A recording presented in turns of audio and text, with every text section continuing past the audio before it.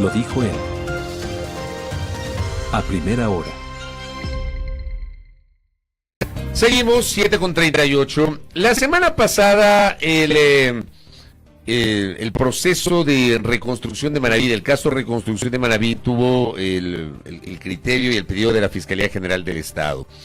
Decía el portal Primicias, el juicio por presunto peculado contra el ex vicepresidente Jorge Glass y el ex secretario del Comité de Reconstrucción Carlos Bernal llega a su final. Decía la nota que el domingo 22 los procesados presentarán sus pruebas y luego irán los alegatos finales. La Fiscalía ha pedido 13 años de privación de libertad y el pago de $225 millones para Jorge Glass y Carlos Bernal. Entiendo que el próximo 30 de junio, el lunes, los jueces presentarán ya su decisión en torno a este tema. Carlos Bernal está conectado con nosotros vía telemática, ex secretario del Comité de Reconstrucción. Carlos, le saludamos mi compañera Andrea Orbes Altos y quien le habla Fabricio Vela. ¿Cómo está usted? Buenos días. Si puede prender el micrófono, por favor, que no le escuchamos nada. A ver si él lo puede activar. ¿Tiene algún problema con el audio? No hemos de ser nosotros porque hace un rato salió una entrevista bien. ¿Me escuchan ahí? Ahí sí. Disculpe. Tranquilidad. ¿Cómo le va, Carlos? Muy buenos días, Fabricio, muy buenos días, Andrea, y un gran saludo a toda su audiencia. Gracias a usted. A ver, el fiscal pide 13 años de prisión y el pago de $225 millones para el ex vicepresidente Glass y para usted. ¿Usted cómo ha tomado este dictamen acusatorio de la Fiscalía, Carlos? Bueno, esto es un disparate, ¿no? Esto es un disparate, yo creo que lo has resumido bastante bien en el preámbulo que ha hecho Fabricio. Y voy a comenzar con una analogía para hacer entender de manera muy sencilla este caso que es bastante enredado. Y esto es como si te imputaran un delito por un accidente de tránsito, en el cual, primero, no ha habido accidente, nadie ha podido demostrar que ha habido un accidente, segundo, no has ido manejando el carro. Entonces, este juicio y este caso abre un precedente bastante oscuro, bastante enredado y nefasto para la historia del país, para la reconstrucción y sobre todo también para el futuro. Te voy a explicar brevemente por qué este caso es un disparate y cómo lo enfrento. Lo hemos enfrentado no desde ahora, sino desde que comenzó. Lo hemos enfrentado luchando y aportando todos los elementos para que se entienda que no tenemos responsabilidad. Yo no tengo responsabilidad en este asunto y parto de otra premisa distinta en la que yo puedo afirmar de que en este caso no se ha podido probar un delito. Aquí en este caso no hay un delito de peculado. Carlos, quisiera entender, siempre escuchamos sobre el proceso, el caso reconstrucción de Manabí, pero yo quisiera ir un poco más atrás y entender, digamos, cómo funcionaba el Comité de la Reconstrucción, porque a veces, digamos, se ve desde muy lejano, ¿verdad? Incluso hemos escuchado en las audiencias que tanto su persona como Jorge Glass ha dicho, yo no manejé los fondos, ¿cómo me pueden acusar de peculado si es que yo no tuve el manejo de estos fondos? Entonces sí quisiera que nos explicara desde ese inicio, ¿en qué consistía su trabajo? ¿Cómo funcionaba el Comité de la Reconstrucción? Y administrativamente, en la administración pública, a veces es complejo entenderlo y quisiera así con maicitos nos explicara cómo entonces funcionaba, digamos, la priorización de las obras, etcétera. ¿Qué hacía el Comité de la Reconstrucción y ustedes dos en particular? Con mucho gusto, Andrea. Creo que has abordado un punto neurálgico para poder contarle a la población cómo funcionaba el comité. Primero, ¿qué era el Comité de Reconstrucción? Es un ente colegiado, es decir, se agrupó en un comité a diferentes autoridades nacionales y seccionales. ¿Quién conformaba el comité? El vicepresidente de la República lo presidía, era el presidente del comité. Tenía voz y voto, al igual que el resto de miembros del comité. Estaba integrado por 4 ministros coordinadores del Estado ecuatoriano. Abajo de esos ministerios coordinadores estaban el resto de ministerios ejecutores, quienes ejecutaban los trabajos de reconstrucción, no el comité. Sobre todo estaba integrado por 2 alcaldes de las zonas más afectadas de Puerto Viejo, Pedernales y el prefecto de la provincia, evidentemente representando a todos los alcaldes de la provincia de Manabí.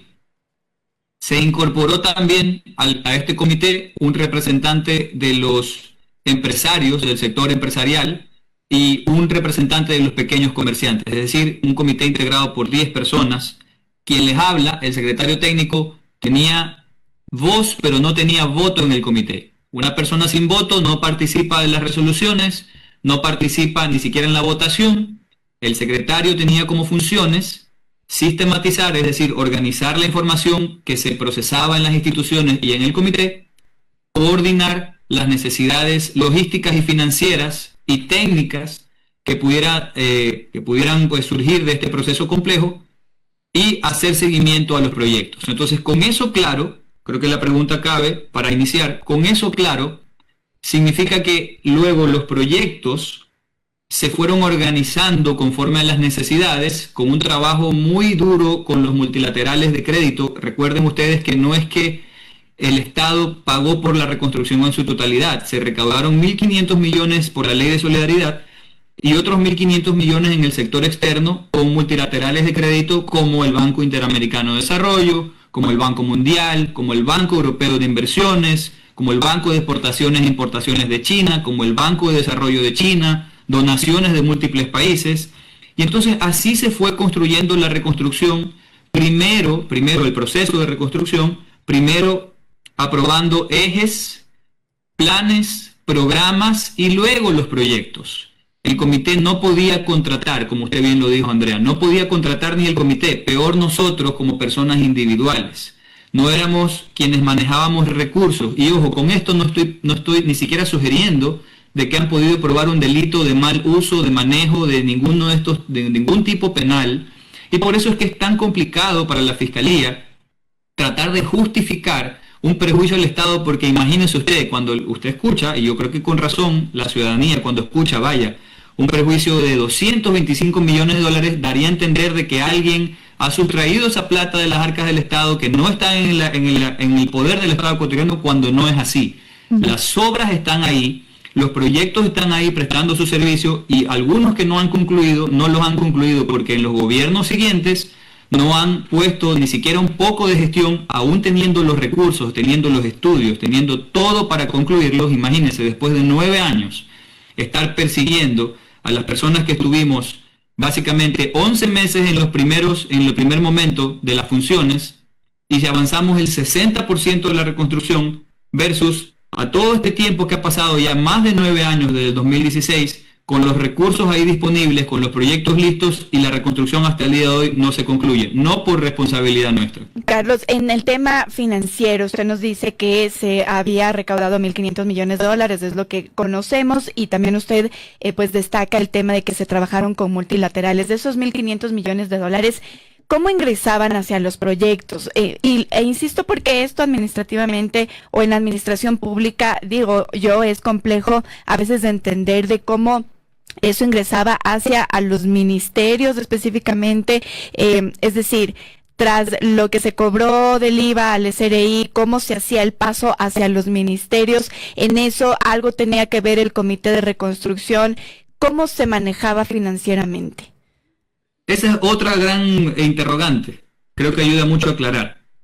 El custodio único de los recursos en el Ecuador, el ente rector de la política financiera, es el Ministerio de Finanzas, que dicho sea de paso no ha sido ni siquiera incorporado aquí, no estoy con eso diciendo que debió ser, pero no está en este proceso. Y como usted su pregunta lo sugiere, aquí el proceso es que siempre el dinero de la reconstrucción, primero que no se recaudó, lo primero que hay que contarle a la gente es que el dinero de la recaudación de la Ley de Solidaridad no ocurrió de la noche a la mañana, ni de un mes a otro. Eso fue de una forma progresiva, así también como progresivamente se iban incorporando al financiamiento de la reconstrucción los entes multilaterales.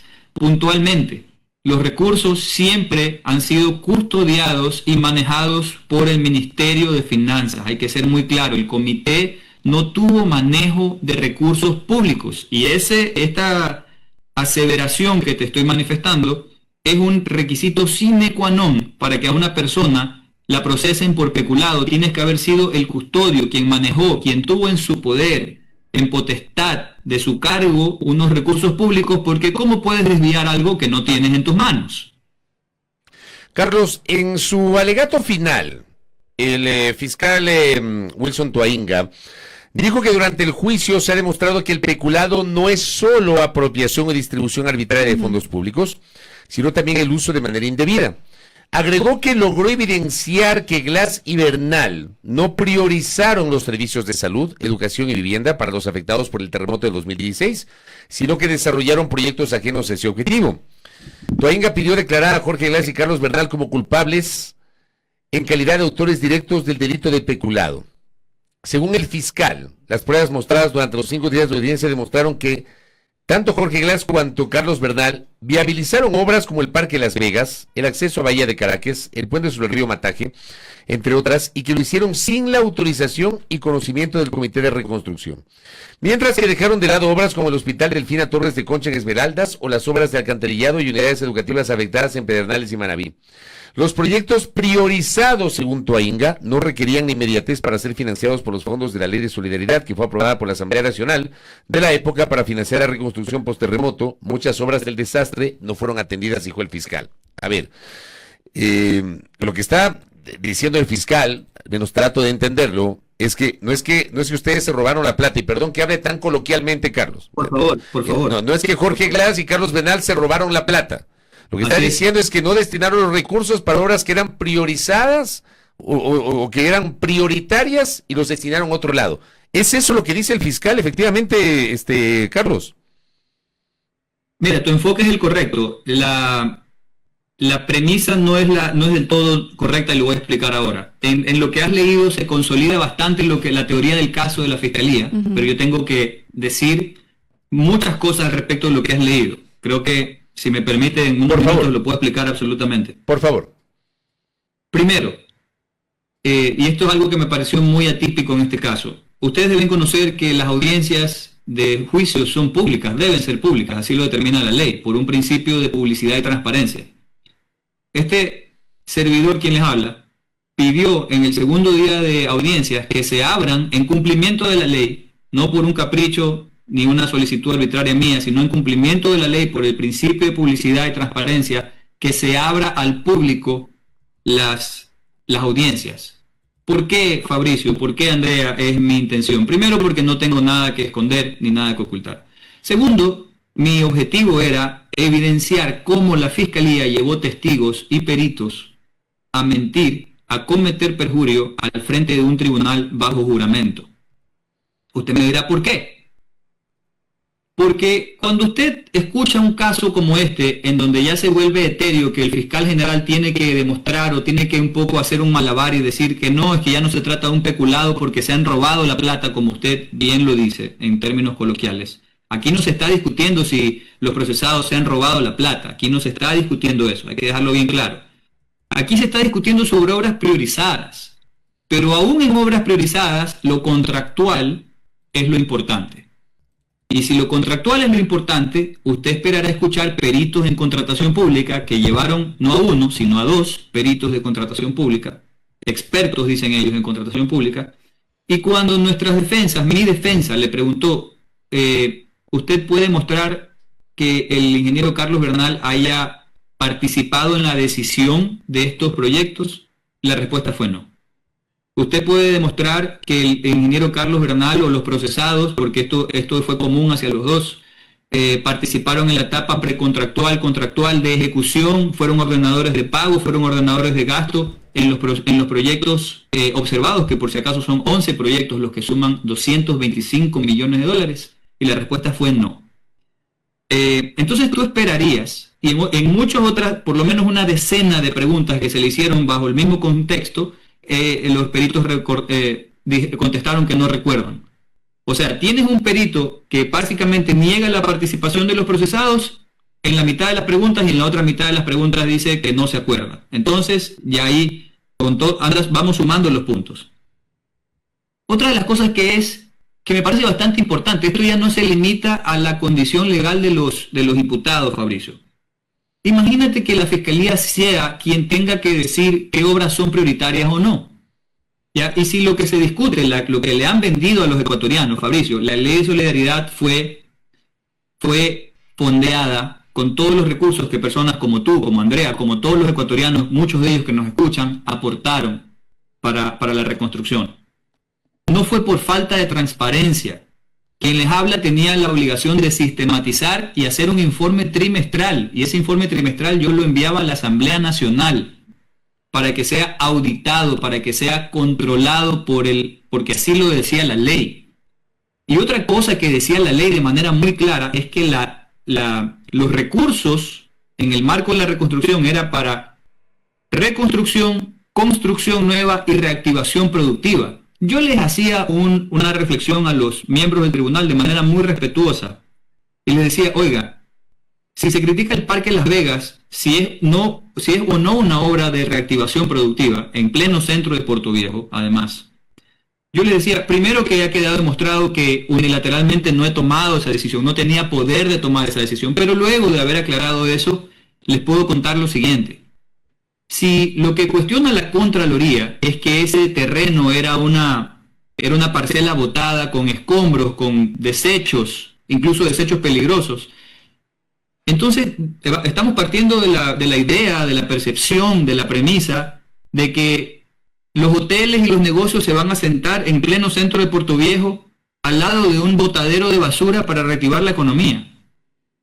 Contrario a que yo les hacía la reflexión, lo que ha pasado y lo que la historia ha demostrado que ha sucedido al lado o en los alrededores del Parque Las Vegas es que ha habido una reactivación total. Hay nuevos negocios, hay hoteles, hay restaurantes, hay inversiones. El parque creo que está ocupado el 100% del tiempo. Entonces ya se convierte en una discusión que pierde el propósito de si aquí estamos realmente debatiendo sobre un caso penal. Fabricio, Andrea, por el amor de Dios, aquí se está debatiendo 13 años de la libertad de 2 personas y si tienen que pagar una reparación al Estado de 225 millones de dólares. Una reflexión más loca todavía que le hacía yo a los miembros del tribunal. Vamos a suponer, en el caso no consentido, de que el Estado nos sentencie. Bravo, sentenciaron a los procesados, justicia. Aquí se genera un problema jurídico para el país. Se dispone o se dispondría el pago de 225 millones de dólares en una reparación integral, como le llaman. Pero las obras están ahí. Entonces yo les preguntaba al tribunal, ¿qué van a hacer? ¿Van a poner el Parque Las Vegas a mi nombre? ¿Van a poner los puertos pesqueros artesanales y los puentes y las vías y todos esos 11 proyectos a mi nombre? Porque sería la única forma de contestar un disparate con otro disparate. Como tú bien dijiste, aquí no está discutiéndose de que nos hemos robado la plata o que la Fiscalía está probando que ha habido un desvío de dinero para beneficiar a una persona o para beneficiarnos nosotros o a un tercero, porque no es eso lo que se está discutiendo en este caso. Y eso quiero que le quede muy claro a la ciudadanía. Este precedente es tan malo que mañana cualquiera podría abrir un juicio o podría entablar una demanda, un juicio penal en contra de cualquier alcalde, cualquier prefecto, el mismo presidente de la República, solamente por el hecho de que la Fiscalía diga, no, a mí me pareció que esa obra no debió ser, no era prioritaria. Correcto. Carlos, lo último en honor al tiempo, Andrea le va a hacer una última pregunta, no se me extienda mucho en la respuesta. Dele, Andrea. Así es, Carlos, la Fiscalía dice que las decisiones que se realizaron o la no priorización, dice la Fiscalía, de algunos proyectos para la reconstrucción de Manabí, también favorecieron a intereses particulares y que incluyeron a empresas relacionadas con sus familiares específicamente. ¿Qué decir sobre aquello? Trataré de ser breve. Primero, que se ha demostrado una pericia informática. Fue ahí un perito, un experto, extrajo básicamente una sesión del comité y quedó demostrado que todos los miembros del comité por unanimidad aprobaron todos los proyectos. Eso hay que decirlo, porque aquí siempre el comité, no una vez, todas las sesiones, mientras yo fui secretario, aprobaron todos los programas y todos los proyectos de manera unánime. Con respecto a esa insinuación maliciosa de la Fiscalía, ellos llevaron a un señor que se llama Byron Pacheco, que fue quien afirmó lo que usted acaba de decir, Andrea, y lo recoge bien. Esta compañía ha presentado certificados, no uno, 2, y varios otros elementos para demostrar primero que nunca han sido contratistas del Estado, ni subcontratistas del Estado. ¿Sí? Entonces aquí ya se vuelve también, estamos hablando ya de una ridiculez. Carlos Bernal, que no tenía potestad ni capacidad de contratar, ni de adjudicar, ni de participar en las decisiones, ni de manejar ni administrar recursos, ¿verdad? ¿Cómo puede beneficiar a una compañía que nunca ha sido contratista ni subcontratista del Estado? Hay un mar, hay un océano de distancia, de diferencia ahí que vuelve totalmente inconexo que vuelve totalmente, o sea, la teoría se cae por inconexa porque no hay ese nexo causal, porque no hay realmente esa vinculación que ellos hubieran querido que exista, pero que en esta realidad procesal y en la verdad de las cosas no existe. Esa es la respuesta, y categóricamente se niega lo que la Fiscalía ha dicho. Correcto. Carlos, estaremos expectantes de lo que pase el día lunes con la decisión del Tribunal de la Corte Nacional de Justicia. Muy amable por atender esta entrevista, Carlos. Que tenga un buen día. Gracias. Gracias a ustedes. Gracias a Carlos Bernal, exsecretario del Comité de Reconstrucción de la provincia de Manabí, aquí en A Primera Hora. El desenlace de este caso se conocerá el día lunes, de acuerdo a lo que se ha dado a conocer. Creo que Carlos Bernal nos ha explicado, y yo realmente sí tengo algunos reparos sobre el desarrollo de ese proceso judicial. Veamos cómo fallan los jueces. Primera plana. Todas las noticias, todas las voces.